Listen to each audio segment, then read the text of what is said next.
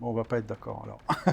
Montrer les gros bras, dire qu'on est capable de collecter 400 millions d'euros. Je dis attention, parce qu'on vend de la mauvaise performance. Qui peut penser qu'une SCPI peut fonctionner sans frais? Enfin, je veux dire, il faut vraiment être tombé de la dernière pluie, quoi. Il faut aussi accepter qu'il y ait des performances qui bougent à la baisse, et ça, c'est pas la direction que je vois.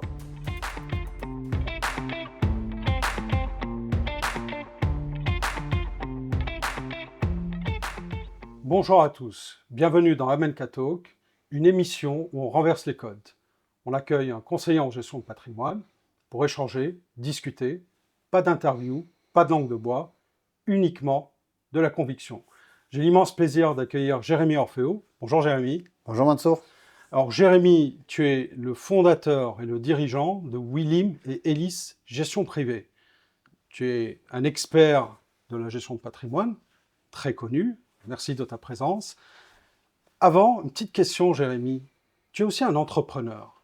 Tu as créé un écosystème, si je ne me trompe pas, gestion privée, gestion de patrimoine, club deal, marketing digital, fonds récemment. Oui, un fonds dédié. Comment, c'est quoi le sens de tout ça? Ça fait 15 ans que je fais de la gestion de patrimoine. Et en 2019, j'ai voulu digitaliser la gestion de patrimoine avec une marque qui s'appelle Willim. On a créé une plateforme pédagogique dans laquelle on crée du contenu pour ouvrir les yeux du possible, l'étendue du possible aux gens. Et donc ça a été mon point de départ. Et après, j'ai fait des rencontres, puisque comme j'ai voulu digitaliser, j'ai rencontré des entrepreneurs dans l'univers du digital avec qui je me suis associé. Du coup, ça m'a contribué à développer la marque Willim. Et puis, de fil en aiguille, j'ai rencontré des investisseurs avec des patrimoines exigeants, des gros investisseurs. Donc, on a créé un pôle premium gestion privée qui s'appelle Ellie Gestion Privée au sein de Willim. Et j'ai été sollicité ensuite par la Fédération de marchands de biens, avec qui j'ai créé un club investisseur. On crée des clubs deals qui sont portés par des marchands de biens de la fédération. Très bien. Voilà, et donc c'est tout cet écosystème qui grandit et qui continue. Voilà, je suis très content d'avoir la chance de pouvoir monter tous ces projets.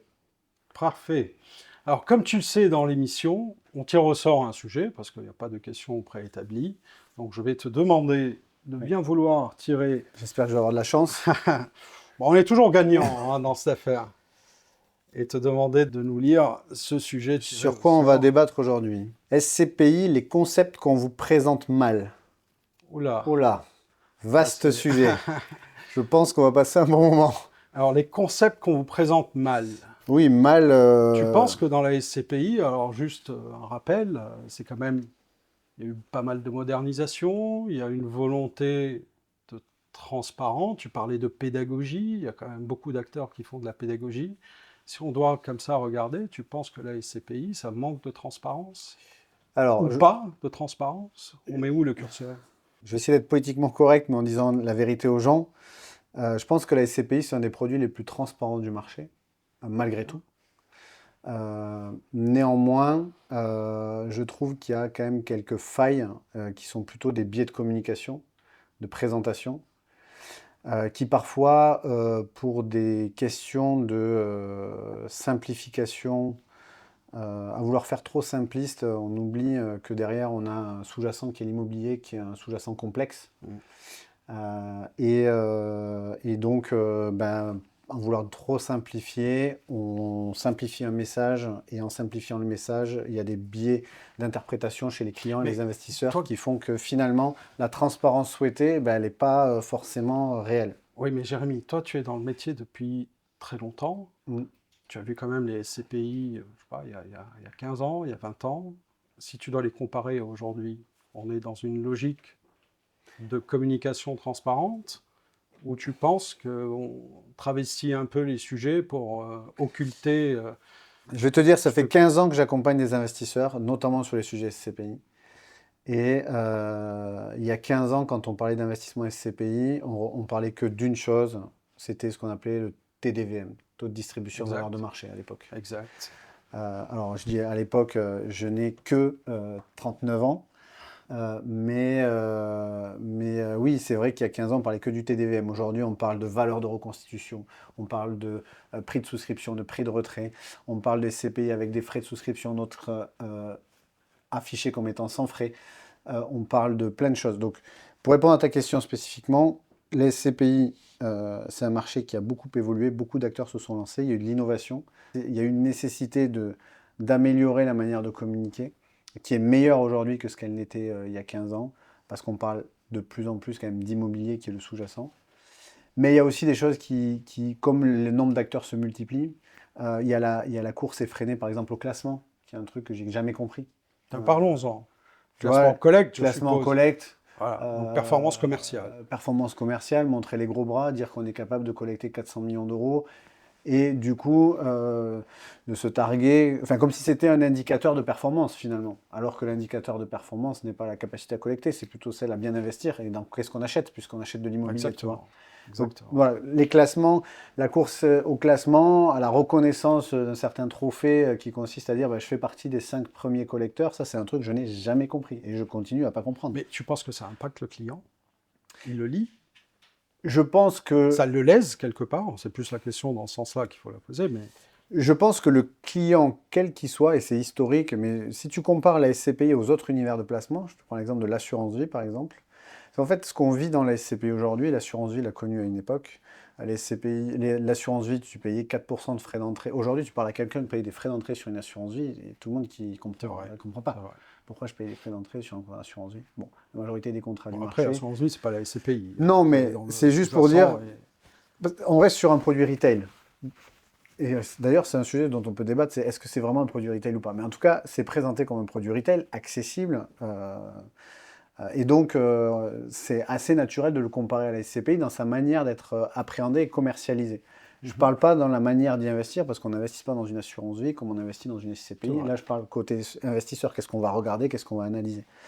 Mais purement sur le côté commercialisation, distribution du produit, ce qu'on a connu à une époque avec l'assurance vie, on est en train de le connaître aujourd'hui sur les SCPI.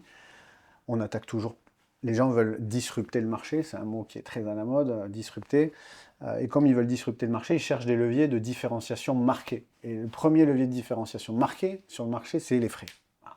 On dit aux gens, vous payez les ETF, l'assurance vie. Les ETF, c'est un succès de collecte parce que c'est présenté comme étant moins chargé en frais que les autres profils.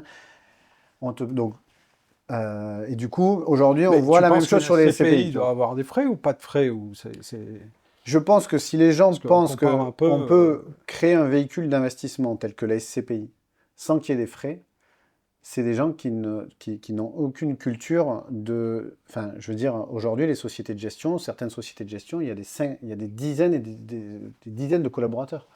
Donc il faut bien payer leur salaire à un moment Bah donné oui. à ces gens-là. Oui, Des mais gens quand qui on vont... parle de SCPI sans frais, il y a toujours des frais. Oui, c'est ce que je On te peut dis, pas c'est parler les de. gens qui pensent qu'on peut créer un véhicule tel que la SCPI sans qu'il y ait des frais, c'est des gens enfin, qui se disent que derrière, c'est des machines qui travaillent.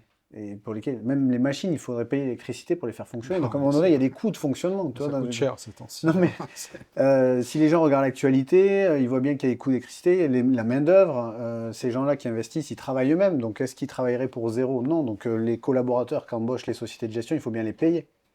Donc si les gens pensent que créer un véhicule d'investissement tel que la SCPI, ça peut fonctionner sans frais, c'est des gens qui se trompent. Voilà, déjà ils se trompent. Bon, à partir du moment où on a dit ça, le fait de marketer un produit en disant que c'est sans frais, c'est erroné. Donc moi, ça c'est un combat que je mène auprès de mes clients depuis que on va dire que le marché a évolué avec c'est certainement une innovation de parler d'un produit avec une structure de frais différente. Ça, je comprends, C'est une vrai. structure de frais différente.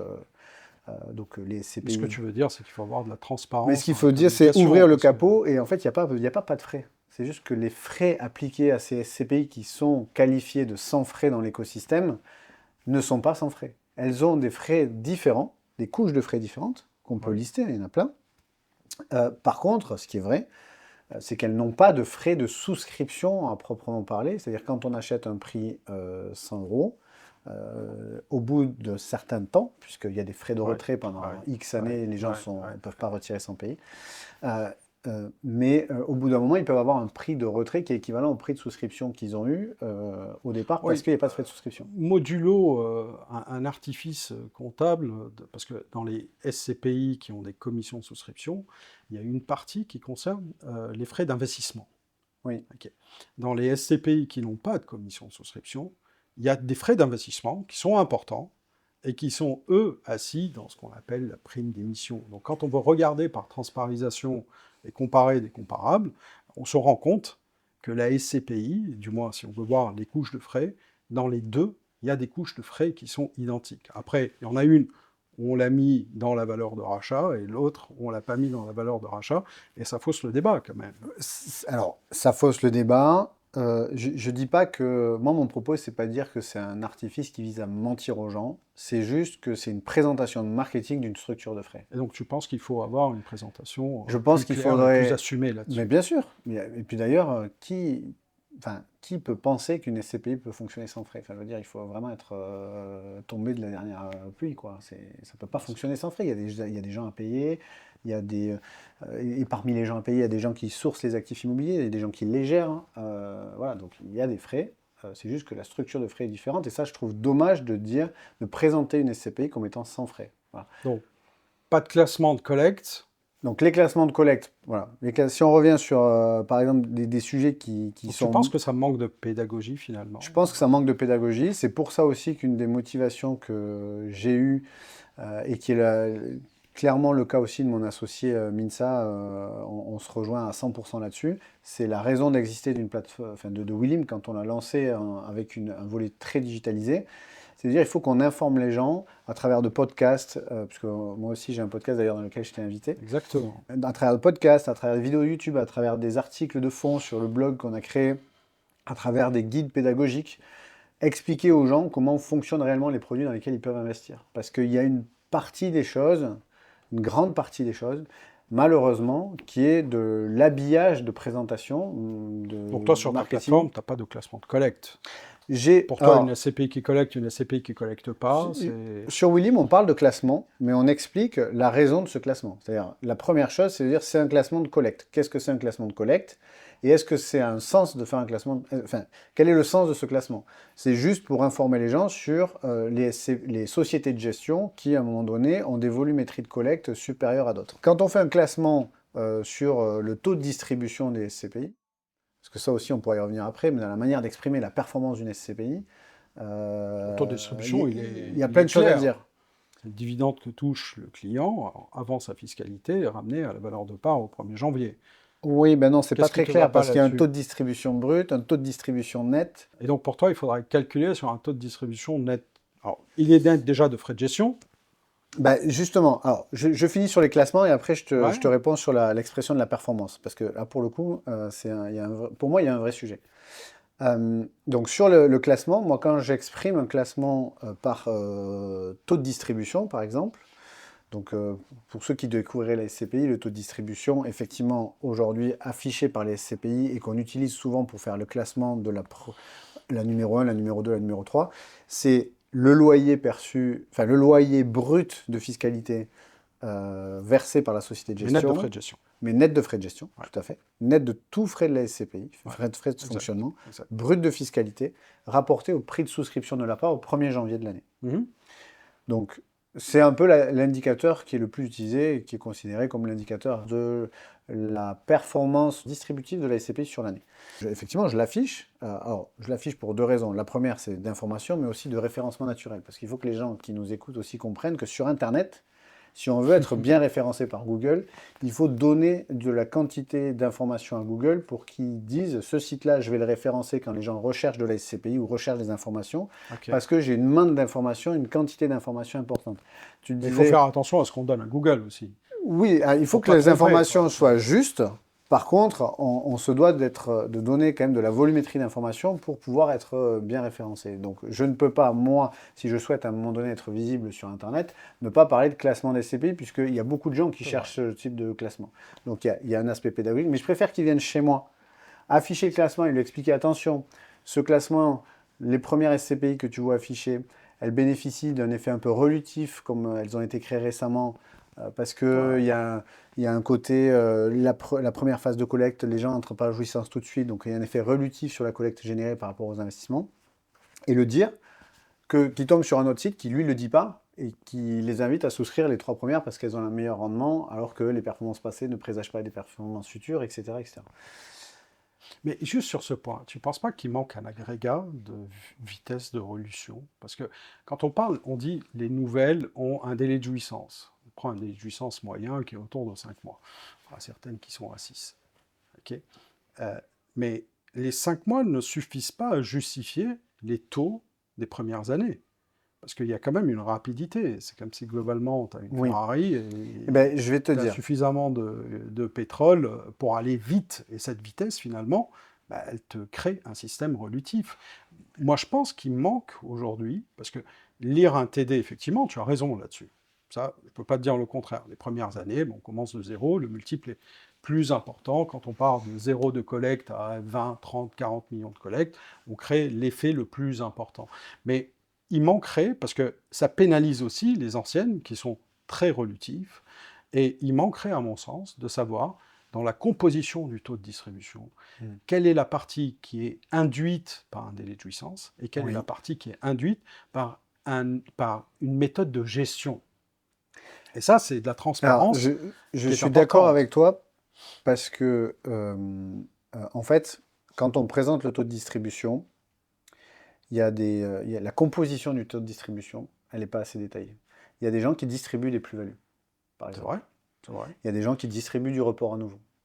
Donc le report à nouveau, c'est des réserves qui sont constituées par les sociétés de gestion, enfin par le gérant de la SCPI. Euh, alors, en théorie, pour amortir les chocs futurs. Moi, j'ai déjà vu des SCPI constituer du report à nouveau en piochant sur une partie des frais de souscription de collecte. Je ne les C'est citerai beau pas ça. ici. J'ai analysé les comptes de résultats. Voilà, je sais que ça a été pratiqué par le passé. Je ne peux pas affirmer que depuis 3 ans, c'est encore pratiqué, mais je connais une ou deux SCPI qui l'ont déjà fait il y a 5-6 ans de cela. Donc, mais en théorie, voilà. Donc il y a des SCPI qui distribuent du report à nouveau, il y a des SCPI qui distribuent de la plus-value, il y a des SCPI qui ne distribuent que du revenu, et la composition de la performance n'est pas assez détaillée dans les bulletins d'information trimestriels ou les rapports annuels. Donc, donc ça, c'est la première chose. Et après, sur ce que tu dis sur l'effet relutif, ça, c'est plus dans l'analyse de est-ce que en fait, la société de gestion à qui je confie mon argent en tant qu'investisseur est meilleure que les autres sur certains aspects. Ben oui. Par exemple, sa capacité à investir rapidement. Parce que nous, ce qu'on attend en tant que professionnel du conseil en investissement, quand on accompagne un investisseur en disant il faut que tu fasses confiance à ces gens-là et à cette société de gestion, parce que on a beau faire le catalogue des SCPI, vouloir les comparer, avant tout, c'est une histoire d'homme. Il ne faut pas que les gens oublient que quand ils confient de l'argent à une société de gestion, ils confient de l'argent à des êtres humains qui ont un cerveau, qui sont comme des pilotes dans un avion. C'est vrai. Eux, ils sont passagers de cet avion. Et il faut qu'ils se laissent embarquer, qu'ils aient confiance dans le pilote. Si le pilote, il pilote mal, il se crache, c'est tous les passagers de l'avion qui risquent d'y passer. Bon, mais quand on confie son argent à un gérant de fonds, que ce soit en SCPI ou même dans un autre profil de sous-jacent, avant tout, c'est une affaire d'hommes et d'êtres humains, et il faut avoir confiance dans le pilote à qui on confie son argent. Donc, pouvoir évaluer ce pilote et ses compétences, c'est primordial. Donc, comment on peut évaluer les compétences d'un pilote? Sa capacité à investir bien et rapidement, puisque c'est un effet relutif sur la performance. Alors après, si tu veux qu'on rentre plus dans le détail, parce que on pourra rentrer dans les détails sur pourquoi c'est un effet relutif d'investir vite, etc. Mais le fait est que c'est un très bon indicateur du pilote. Sa capacité à investir rapidement est bien, parce qu'investir vite et mal, ça n'a pas de sens, mais vite et bien. Donc ça serait intéressant de pouvoir le détailler Ouais. dans le... Ça, je suis complètement d'accord avec toi. Après, pourquoi on confie l'argent à un pilote? Ben, c'est son expérience. Et ben, est-ce que déjà il gère d'autres fonds? Est-ce que la société de gestion gère d'autres fonds? Quelles sont les performances de ces autres fonds? Avoir des comparables au sein de la même société de gestion. Voilà. Donc moi, par exemple, quand je choisis des partenaires avec qui travailler, ben, je regarde effectivement ce qu'ils ont déjà fait par le passé, d'où ils viennent, quel est leur background, c'est quoi leur CV. Ça, c'est normal. C'est ce qu'on fait, ce qu'on appelle les due Mais diligence. c'est un agrégat qui est d'autant plus important parce que, non pas à savoir aujourd'hui, mais à suivre dans le temps, Oui, parce que effectivement, le pilotage d'une vitesse d'investissement qui peut, dans certains moments du cycle, ralentir, dans d'autres moments accélérer, et ça donne, dans tous les cas, une information la plus possible cartésienne de comment se comporte la société de gestion par rapport à ce que tu disais tout à l'heure, des classements de collecte, les 400, 500, 600 millions, où globalement, on perd un peu la notion du temps, parce qu'on doit aller vite, et donc on est plus sujet là-dessus. Revenir juste sur le TD, tu vois, et TD Ouais. brut, TD net, Ouais. et pas trop compris ton point là-dessus. Alors, je vais Qu'est-ce qui va t'expliquer. pas dans le TD pour Jérémy Orfeo? En fait, le problème du TD, c'est que c'est un très bon indicateur, sauf que aujourd'hui, une société de gestion, quand elle investit à l'étranger, parce que ça concerne essentiellement les SCPI qui investissent à l'étranger. Et aujourd'hui, chaque nouvelle SCPI qui se crée, elle est pan-européenne, donc elle investit à l'étranger, elle est diversifiée, opportuniste et pan-européenne. Voilà, c'est les trois choses qui sont mises en avant par les SCPI qui se créent récemment. Ce qui n'est pas une mauvaise chose en soi, c'est juste que c'est aussi une tendance du moment. Oui, Ça fait que depuis 2013 que les premières SCPI ont été investies à l'étranger. c'est vrai. Donc c'est dans l'échelle de l'histoire de l'existence des SCPI, puisque moi, ça fait 15 ans que j'accompagne les investisseurs dans le choix des SCPI, mais les premières SCPI sont nées dans les années 1960. Donc depuis 2013, on peut dire que dans l'histoire de la vie des SCPI, c'est très, très récent. C'est vrai. Donc, suite à ça, il y a eu tout un débat sur comment on va exprimer la performance. Et donc, en fait, il faut que les gens sachent que le TD qui leur est affiché sur les bulletins trimestriels ou les rapports annuels, c'est un TD dit brut, mais pas brut de frais. C'est net de frais, mais brut de fiscalité. Pourquoi brut de fiscalité? Parce que dans les pays étrangers dans lesquels les SCPI investissent, il y a une fiscalité qui est appliquée à la source dans le pays de situation des immeubles. Comme il y a une fiscalité qui est appliquée à la source dans le pays de situation des immeubles, le revenu qui est versé en réalité à l'investisseur, il est net de cette fiscalité payée par la société de gestion pour le compte de ses associés, puisque les SCPI sont transparentes fiscalement. Exact. Sauf que du coup, par contre, quand elle exprime le taux de distribution, la société de gestion, elle prend le revenu retraité de la fiscalité payée à la source, donc ce qu'on appelle le dividende brut de fiscalité étrangère, elle le divise par le prix de la part et elle dit, ben voilà, c'est mon taux de distribution, c'est ça. Sauf que moi, mon investisseur associé de la SCPI, c'est pas ce qu'il a reçu sur son compte. Il a reçu un dividende net. Oui, mais dans le cas d'une SCPI française, c'est le même sujet, parce qu'il reçoit un dividende, c'est le cash qui rentre dans sa poche, et derrière, il doit s'acquitter d'un impôt. Oui, mais on ne lui recalcule pas son dividende net de fiscalité française. Bah oui, donc derrière, si les SCPI internationales doivent afficher un dividende net de fiscalité étrangère, là où les Françaises affichent un dividende brut de fiscalité française, Ok. bah là, on ne peut Sauf pas que- comparer les comparables. Sauf que le client investisseur SCPI, lui, il est majoritairement résident fiscal français, et que même sur ces revenus de source étrangère, alors qu'il y a des conventions fiscales internationales, il y a quand même un frottement fiscal qui fait qu'il paye aussi, parce que ça aussi, on peut dire qu'il ne paye pas d'impôts, machin, mais en fait, il y a un frottement fiscal malgré tout, qui fait qu'il paye quand même une petite quote-part de fiscalité en France. Donc, quand il regarde ses flux réels perçus sur son RIB et qu'il essaye de recalculer sa performance sur les SCPI étrangères, il ne s'y retrouve jamais. Il ne s'y retrouve jamais. Donc c'est une manière de perturber l'investisseur dans sa démarche analytique post-investissement, où lui il prend ses flux sur son compte, il divise par le prix auquel il a souscrit, et il dit mais je ne retrouve jamais le taux qui m'est affiché par la société de gestion.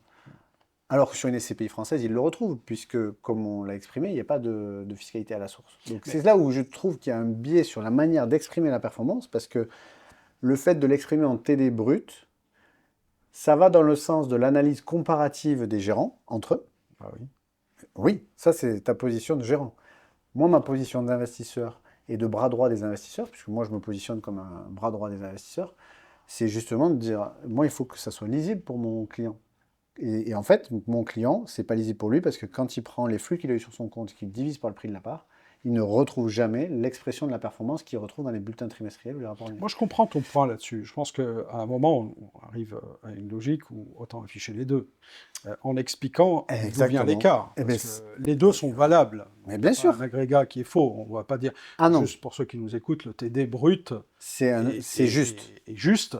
Mais dans tous les cas, ce n'est pas le reflet de ce qui rentre dans la poche de l'investisseur, après, modulo sa propre fiscalité.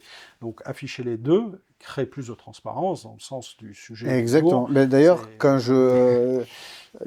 voilà, le concept qu'on vous présente mal, ça m'a fait penser à ça, c'est que c'est un concept qui est juste, mais mal présenté. Tu vois, le TD brut, c'est un juste concept pour analyser et comparer des sociétés de gestion entre elles.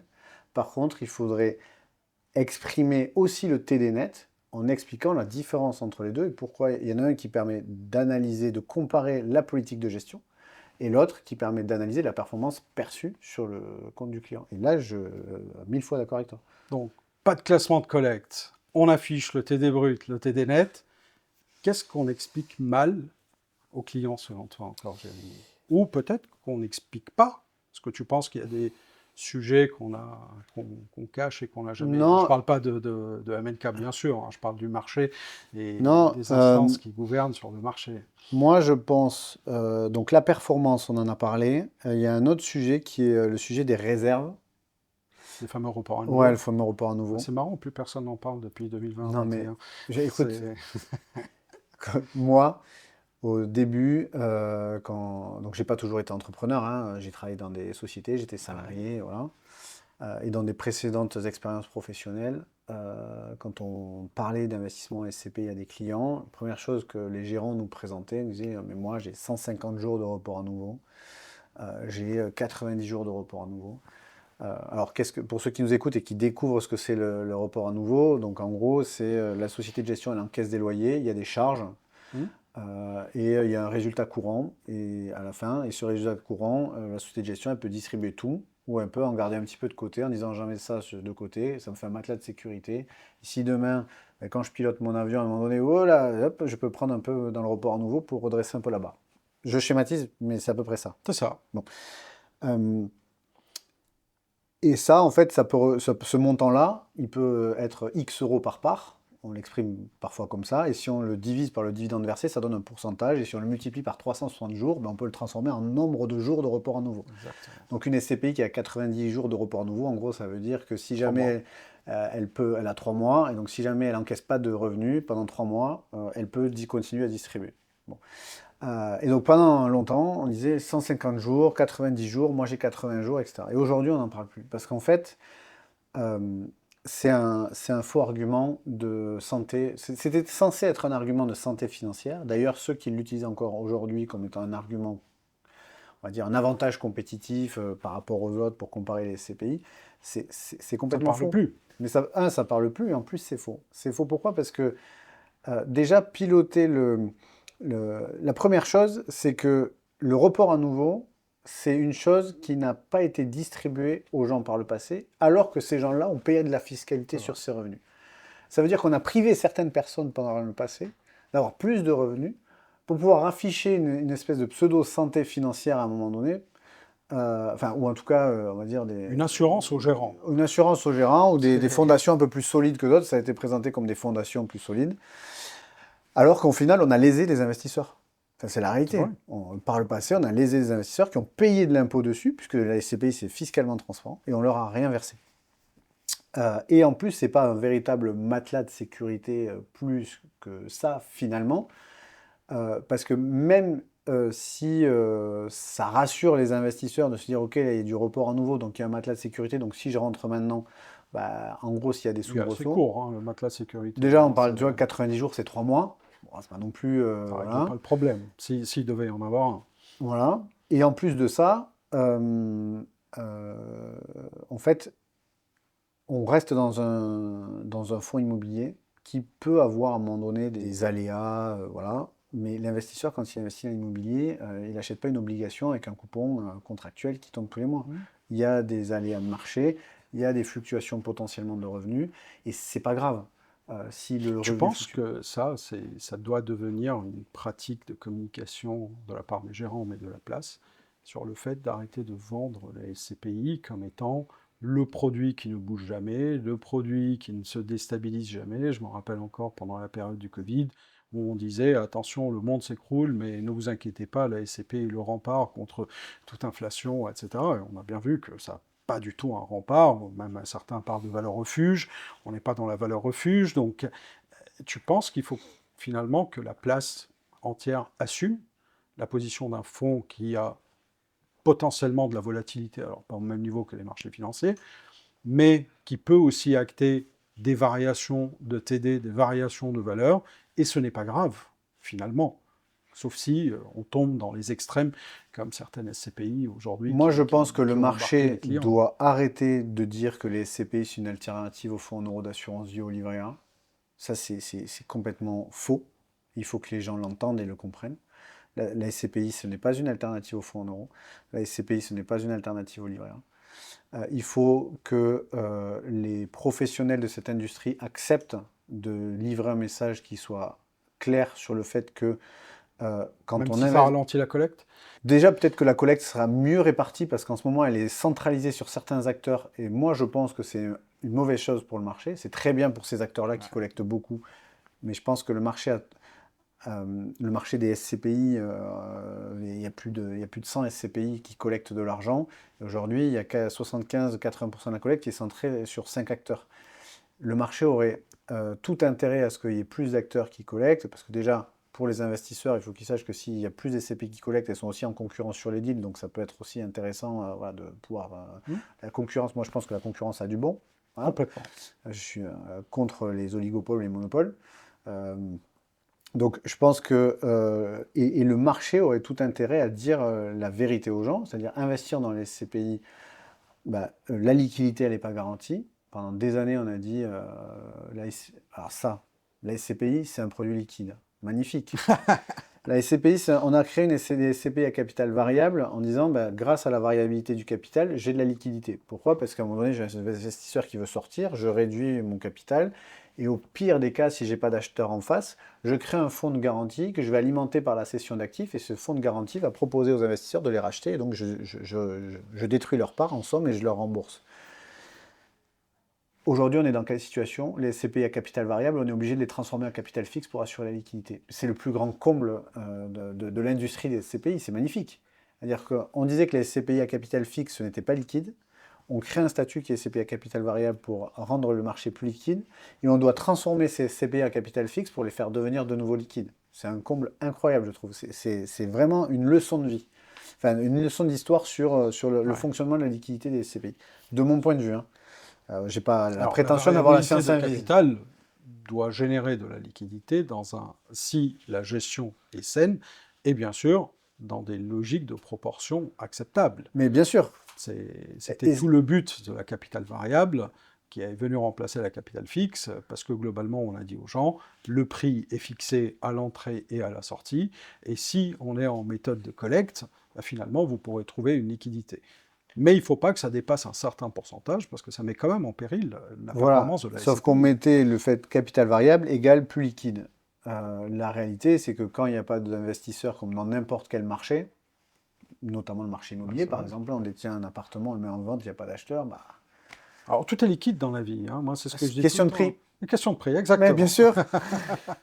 Si tu baisses ton prix de 2... c'est pour ça que les SCPI à capital fixe deviennent des SCPI liquides, parce qu'il y a un carnet d'ordre avec une confrontation des offres et des demandes, et en fonction de là où je suis dans ma volonté de vendre, ou le fait si je suis pressé ou pas pressé, je peux dégrader mon prix et trouver acheteur en face. Mais toi, ce que tu dis là-dessus, c'est que attention au discours qui est porté sur un produit qui, à la base, repose sur un sous-jacent qui n'est pas liquide. Et ça, je suis complètement d'accord avec toi. Parce que encore une fois, moi, je suis un fervent défenseur de la SCPI. Et d'ailleurs, je suis en train de me rendre compte que, vu tout ce que j'ai dit avant, on va penser le contraire. Mais en réalité, je suis un fervent défenseur du produit SCPI dans sa logique de permettre à des gens d'investir sur une classe d'actifs qui n'est pas simple. Enfin, ce n'est pas simple. Non. Gérer un actif immobilier, c'est pas facile. Et encore une fois, on parle d'immobilier tertiaire majoritairement dans les SCPI. Et international de plus en plus. Et international de plus en plus. Donc, c'est pas simple, c'est la raison pour laquelle il y a des gens qui sont câblés pour ça, organisés pour ça. Ces véhicules-là, ils ont tout intérêt à être intégrés dans des patrimoines des investisseurs particuliers.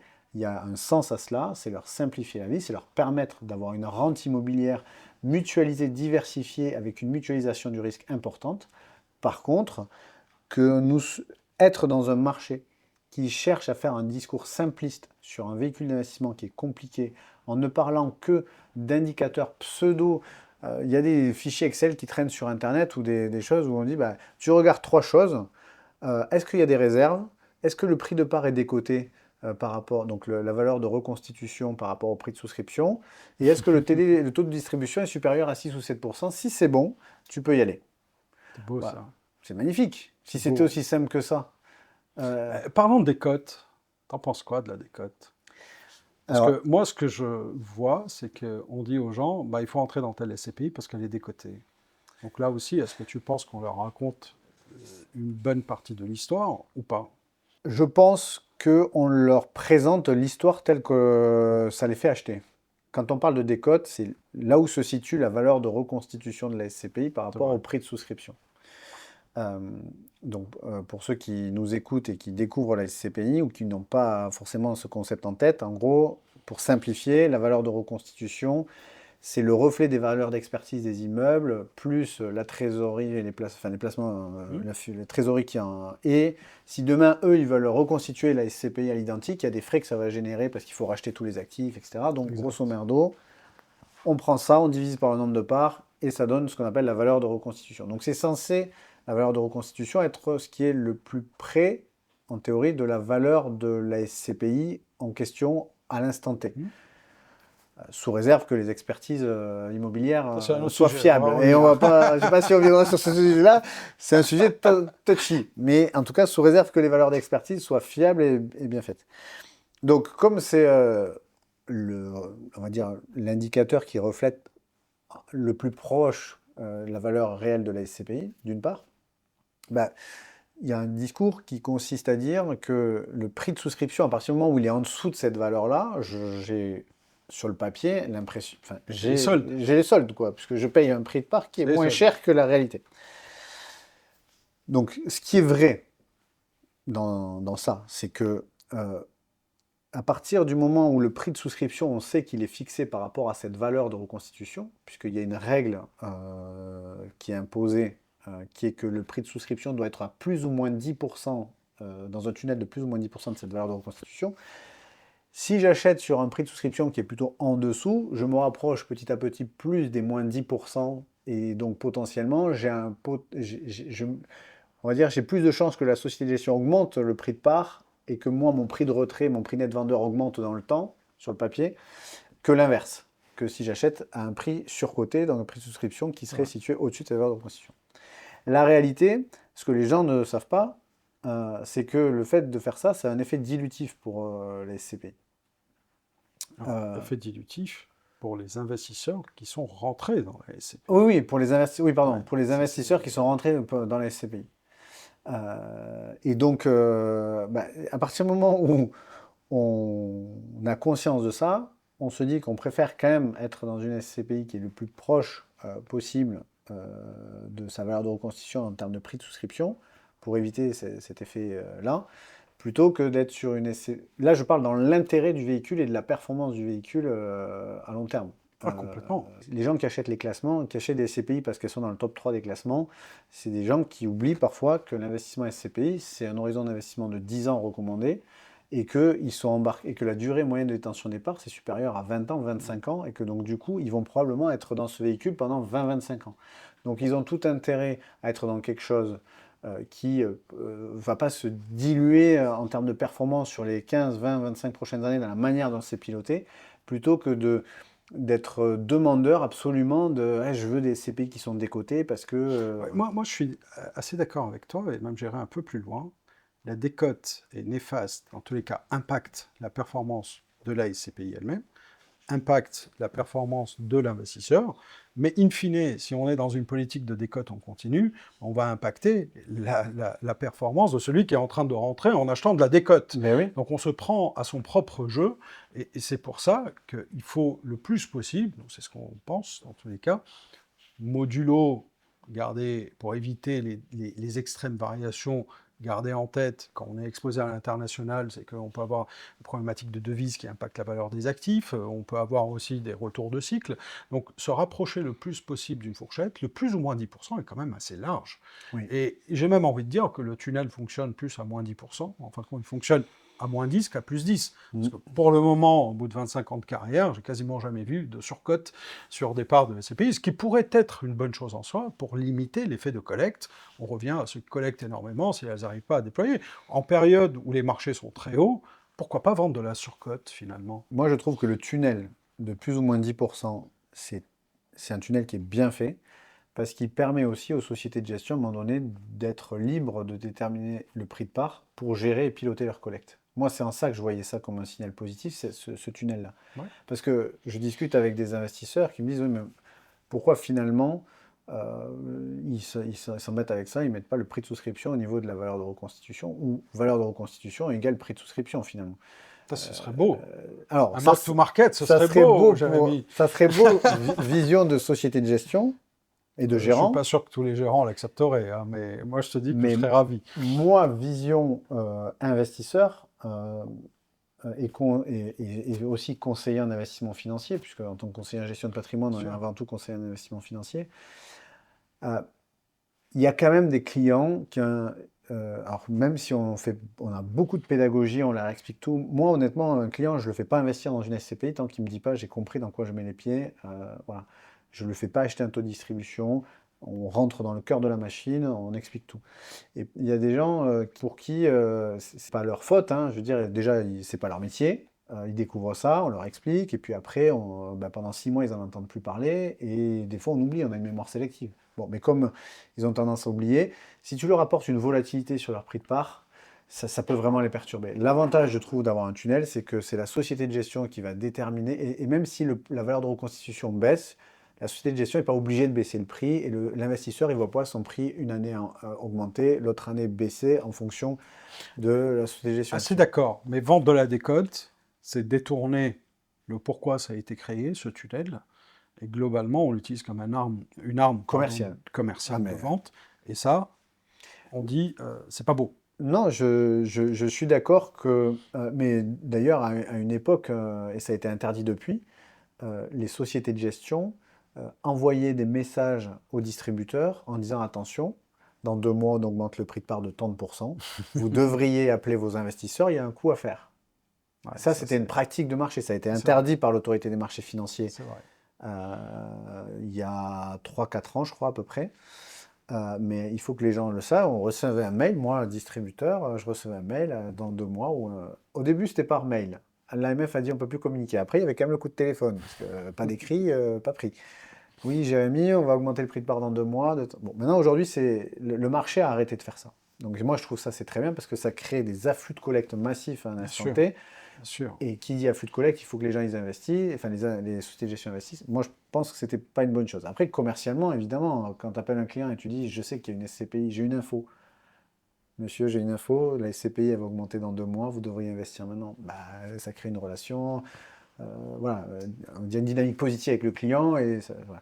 Pour les affaires, c'est Mais bon. il faut aussi que les conseillers en gestion de patrimoine l'intègrent majoritairement, parce que alors, nous, on a augmenté la valeur de part sans rien dire à personne, mais il y en a certains qui t'appellent en disant ah, vous aurez dû nous dire, on a Oui, un mais dossier à alors, faire voilà. passer. Mais ben, ça, Donc là aussi, on reste dans c'est des logiques où il faut un peu c'est là où assainir j'invite les la gens à position du challenger marché. leurs conseillers.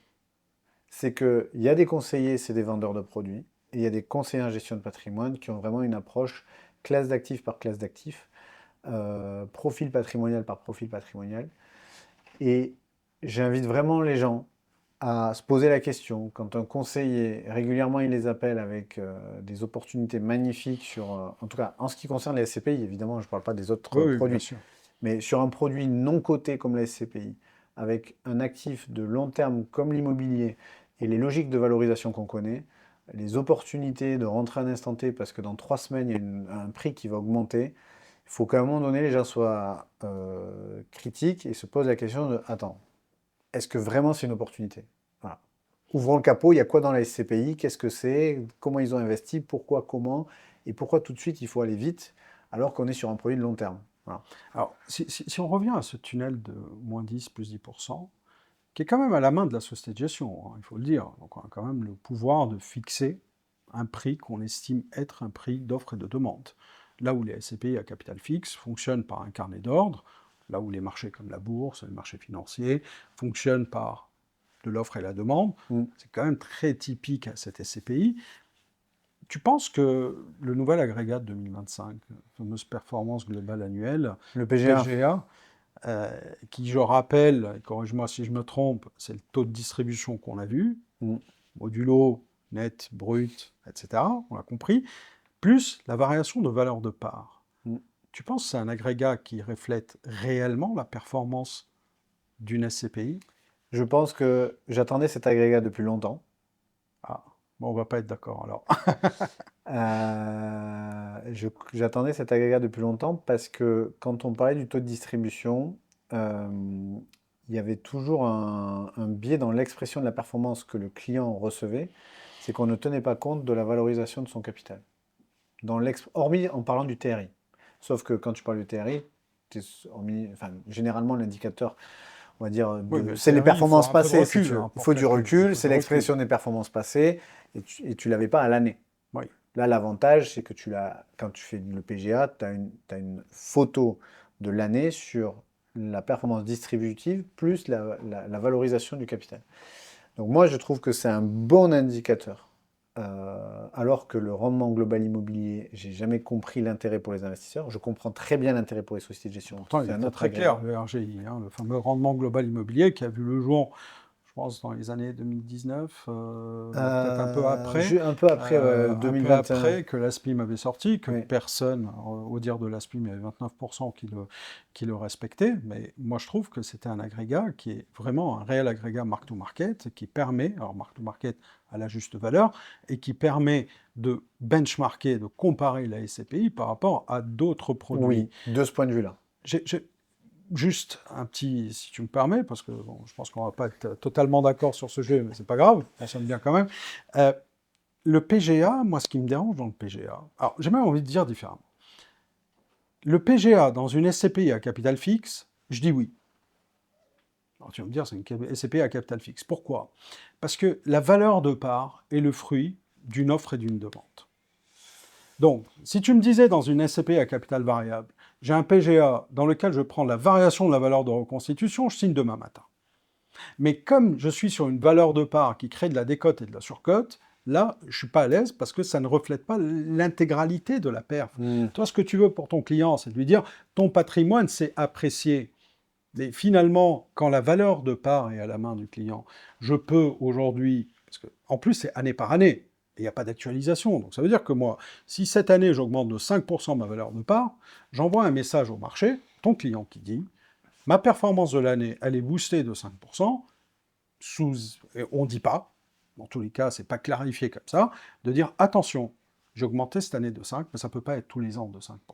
Donc, il faut aussi accepter qu'il y ait des performances qui bougent à la baisse, et ça, c'est pas la direction que je vois. Donc, le fait de venir sortir un PGA en pleine sortie de crise pour essuyer le passé en disant allez hop, on oublie ce qui s'est passé par le passé, on recommence à nouveau, je dis attention, parce qu'on vend de la mauvaise performance. L'agrégat est bon. Nous, sur les fonds de private equity immobilier, on calcule cette performance.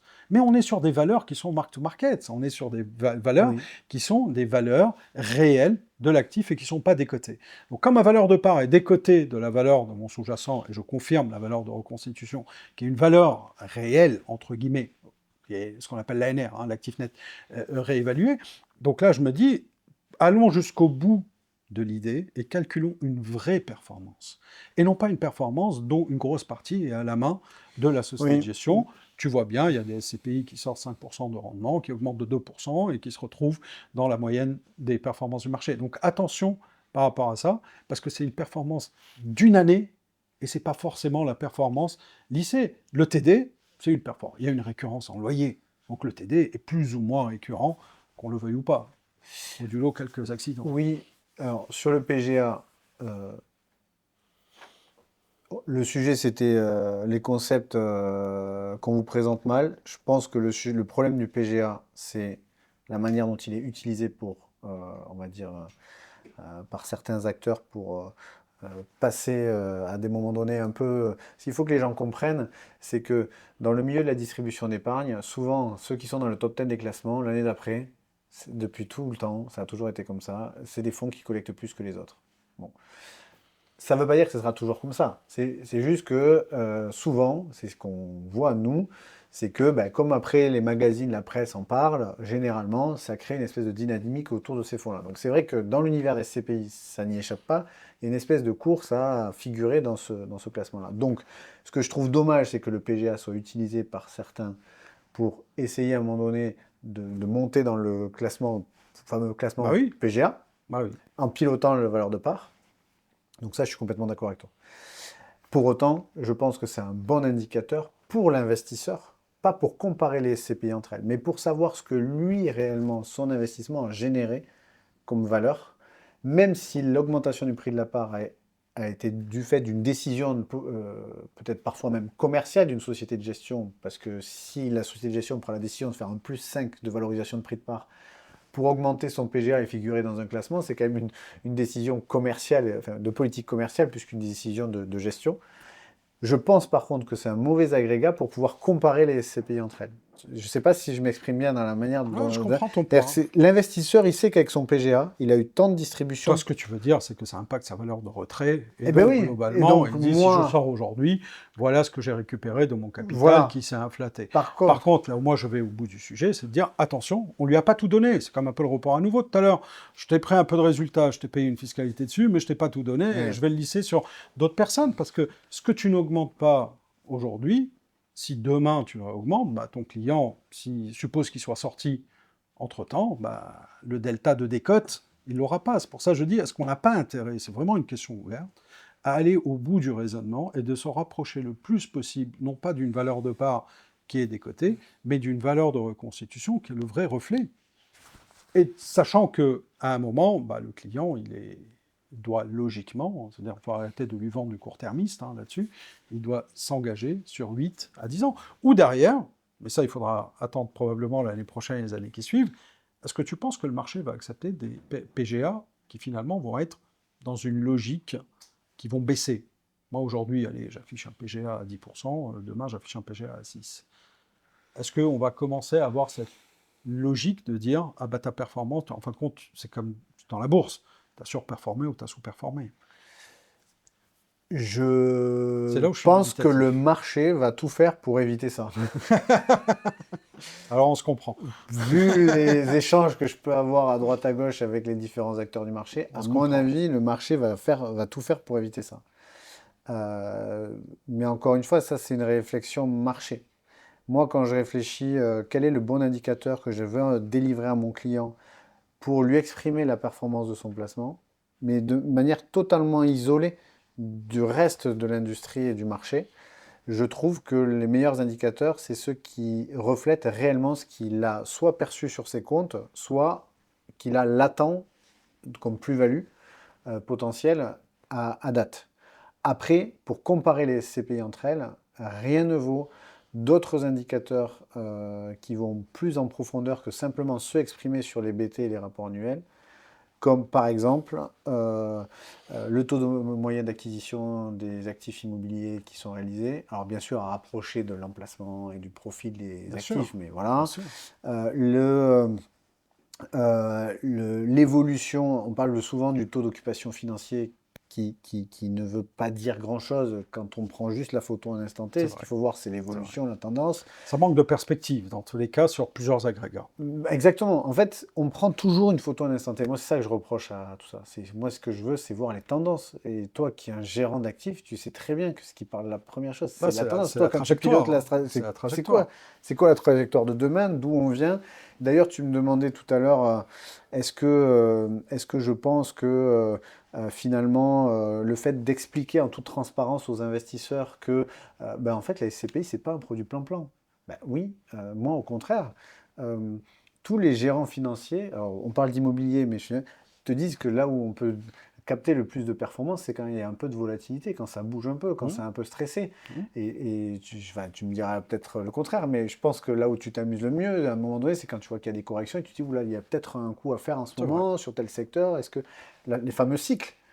Et on a découvert que en fait, l'immobilier, il y avait aussi des cycles et que du coup, bah, par magie, en ce moment, on est plutôt dans un cycle bah, qui a été corrigé. Donc, les SCP qui se créent maintenant, elles investissent. Il y a des clients qui me disent, ah, mais finalement, toutes les SCP en ce moment qui se créent, en fait, les gens sont meilleurs que les autres. Bah, non, en fait, si c'était aussi simple que ça, les autres, ils ont acheté des actifs de bureau à un moment donné et ils auraient peut-être pas dû, parce qu'ils n'ont pas justement peut-être aussi bien piloté à un moment donné l'évolution des cycles. Ils n'ont pas senti que c'était peut-être le moment d'alléger et de réemployer sur d'autres classes d'actifs. Et c'est en ça que moi je dis aux clients, mais à un moment donné, pensez au pilote qui pilote l'avion et posez-vous la question, est-ce qu'il vaut mieux être sur une SCPI qui achète tout le temps les mêmes choses ou qui va à un moment donné se dire, ok, là je vais pouvoir un peu de ça, un peu pour être dans une cyclicité de C'est marché positive.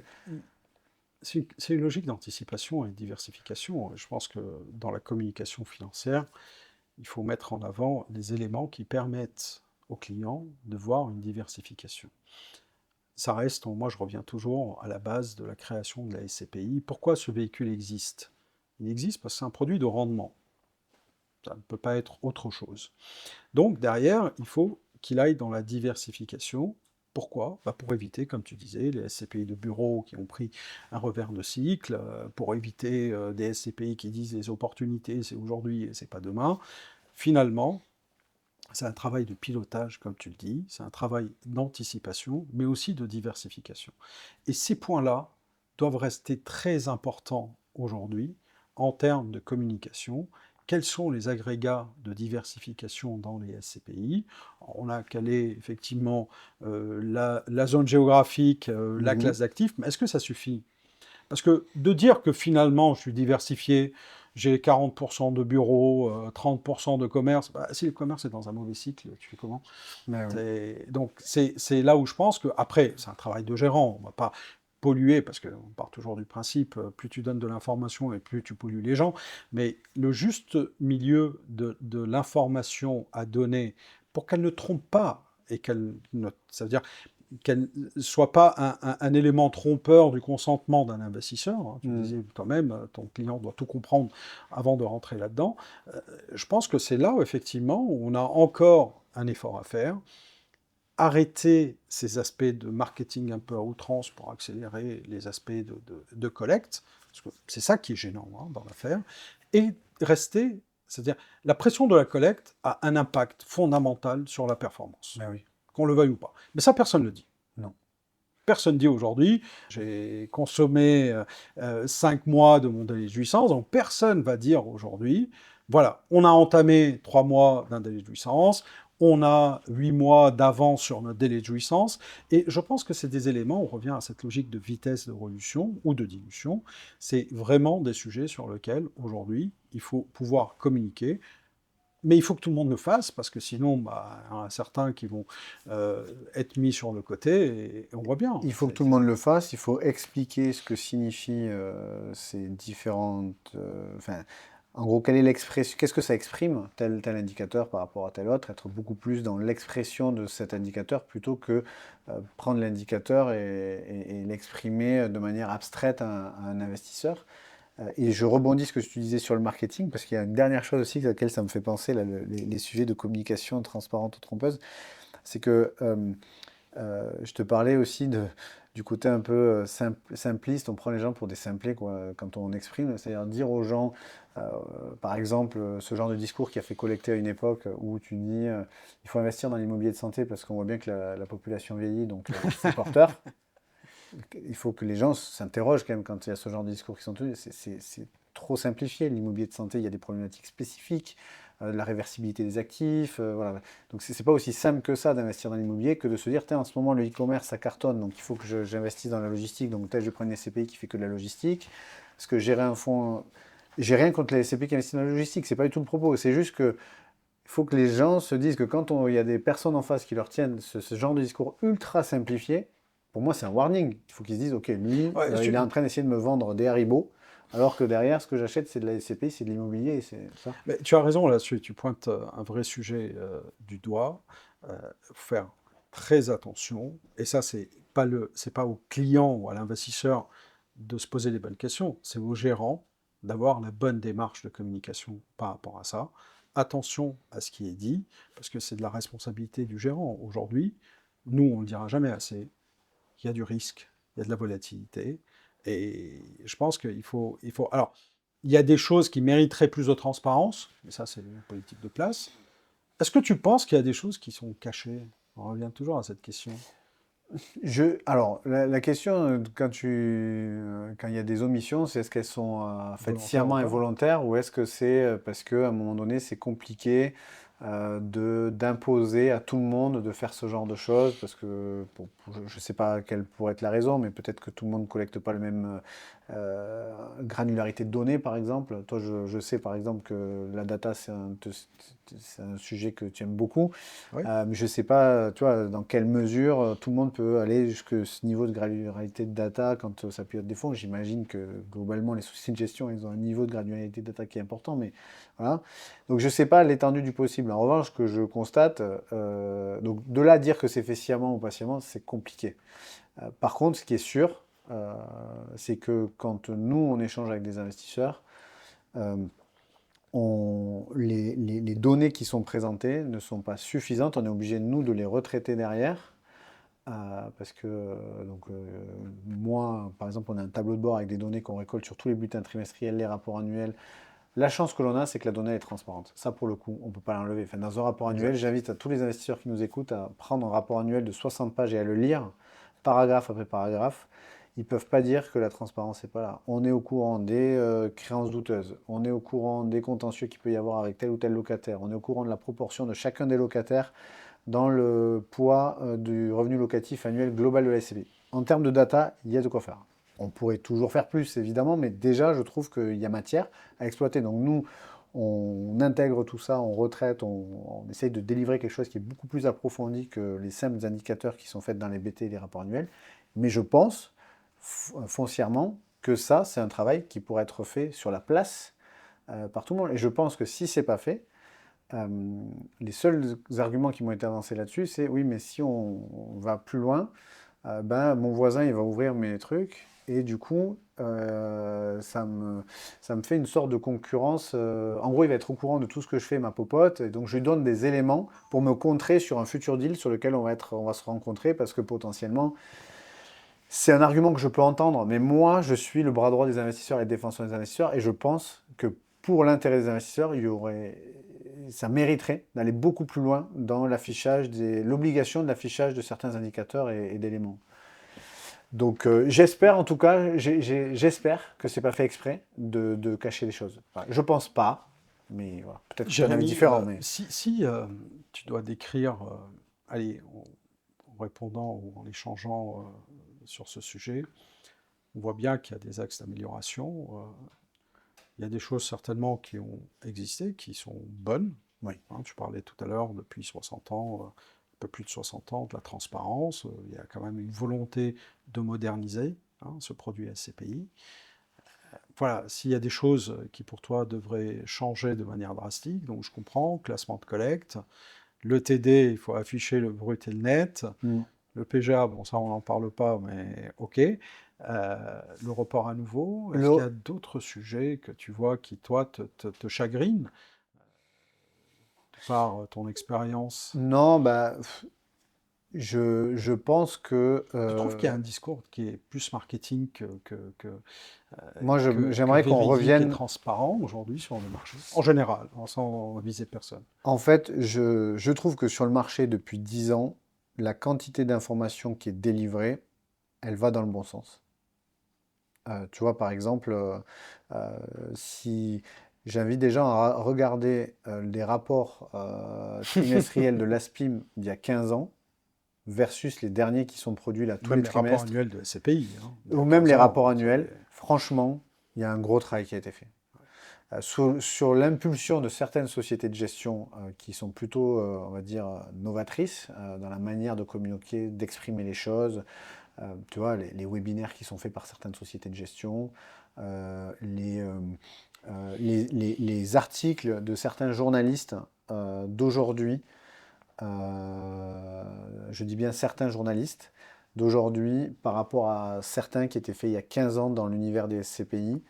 Euh, voilà, je pense que intellectuellement, on a fait un pas vers plus de transparence, plus de challenge, d'idées que simplement lire les paillettes qui sont affichées.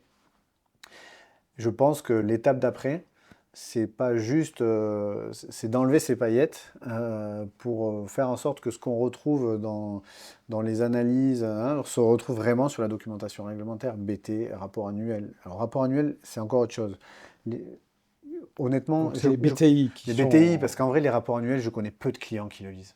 Tu vois, par exemple, les clients, ils sont convoqués aux assemblées générales. On les invite à le lire, hein. C'est beaucoup de Mais bien travail. sûr, mais C'est beaucoup de écoute, mais moi travail. le premier, mais je reçois de mails de clients qui me disent qu'est-ce que je dois voter à la prochaine assemblée générale. Je leur dis, mais c'est pas à moi de vous dire ce que vous devez voter. C'est vrai. C'est un vote, on vous donne le droit d'exprimer une décision. C'est comme que, alors, ça n'a pas le même impact évidemment que quand tu vas voter aux urnes. Tu vois, je ne peux pas non plus rentrer là-dedans. Mais quand même, on te donne un droit. Bien sûr. C'est, tu as investi, tu es associé. Comme tu es associé, parce que tu as un vrai droit, tu as des droits, notamment celui de toucher ton dividende, mais aussi d'exprimer ta décision, oui, non, ou je ne me prononce pas sur des questions qui sont posées à l'Assemblée générale ordinaire ou extraordinaire. Quand les clients me demandent qu'est-ce qu'ils doivent exprimer, je trouve ça dommage. Donc je pense qu'il y a aussi de la part des investisseurs, à un moment donné, une prise en main. On ne peut pas toujours prendre les investisseurs par la main, tu vois. Donc il faut aussi qu'ils se prennent en main à un moment donné. Et moi, bon, tu me connais, et peut-être que les gens qui nous écoutent le verront, j'ai quand même un franc-parler. Je n'essaie pas de tourner autour du pot. Voilà, je préfère sauter dans le pot. Donc je dis au client, à un moment donné, je suis votre bras droit, mais je ne suis pas votre papa, quoi. Voilà. Tu as bien raison. Non, non, mais tu as bien raison. Et effectivement, moi, ce que je retiens de cet échange, tu m'as éclairé aussi sur quelques sujets. C'est vrai que tu as une vision côté investisseur.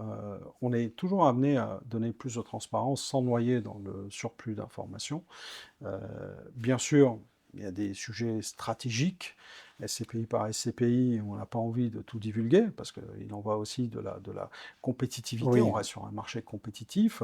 Ce qu'on veut éviter en tant que gérant, hein, je parle sous la houlette du gérant, c'est l'accumulation des aspects réglementaires qui, in fine, grippent. Est-ce qu'on ne pourrait pas revenir à des choses très simples, de dire, il y a du rendement, il y a de l'appréciation du capital, voilà les fondamentaux immobiliers.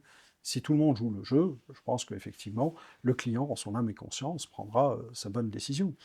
Et On a tous intérêt à ce qu'il y ait une simplification réglementaire, hein. Les sociétés de gestion, les conseillers en gestion de patrimoine, parce que nous, c'est un le enfer. client aussi. Et le client. Et le client.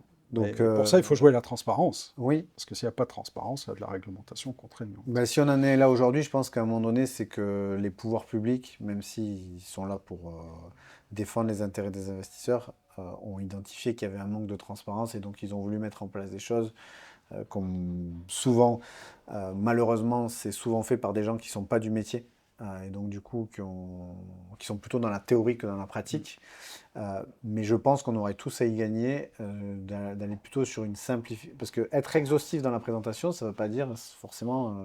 c'est pas opposé à simplifier les choses. Voilà. Donc il faut que ça soit simple et que ça donne envie aux sociétés de gestion de plus communiquer sans forcément... Et là, je comprends ton point, hein. C'est-à-dire, si je donne, par exemple, l'emplacement de toutes mes acquisitions et les rendements que j'ai sur toutes mes acquisitions, quand je veux vendre un actif demain... c'est la loi du marché. Et l'acheteur, en face, il a toutes les infos, donc c'est vrai. plus facile pour lui pour négocier. Donc ça, je l'entends totalement. Maintenant, nous, en tant que conseil, on apprécie d'avoir ce genre d'informations parce que ça nous donne des... Alors, l'avantage aussi, c'est que quand les informations, et ça je le reconnais, quand les informations ne sont pas disponibles, moi, à chaque fois que j'ai appelé, que ce soit toi ou d'autres sociétés de gestion pour avoir des infos plus précises, en général, on les donne. Ça nous les est donné, ce qui nous permet d'alimenter, donc en toute confidentialité, les données qu'on a en interne pour délivrer un meilleur conseil. Et c'est là-dessus que j'invite les gens à se faire accompagner par des professionnels du conseil en gestion de patrimoine pour faire leur choix, parce qu'on a accès quand même à un niveau d'information qu'on ne retrouve pas simplement en lisant des plaquettes commerciales. Complètement. C'était, je pense, le mot de la fin. Merci Jérémy pour cet échange très intéressant, mais aussi qui nous donne une feuille de route pour encore plus de clarté. Merci à tous de nous avoir suivis. Je rappelle Amenka Talks. Suivez-nous sur la chaîne YouTube et à très vite pour un prochain épisode.